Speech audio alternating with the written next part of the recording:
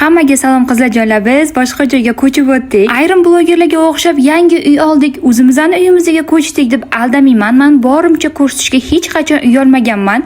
Kvartiraga ko'chib o'tganmiz. Bosh to'lovini to'lab, bo'lib to'lashga uy olmasak bo'lardi, lekin biz er-xotin harakat qilib, o'zimizning pulimizga o'zimiz xohlaganda uyni sotib olishni ma'qul ko'rdik. Ko'chdik deb qo'yganimda ko'pchilik kvartirada turarmidingizlar deb yozganlar ham bo'pti. U turgan uyimizda qaynonamning uylari edi. Uydan tashqari qaynonamning yana bir xonali boshqa kvartiralari ham bor edi.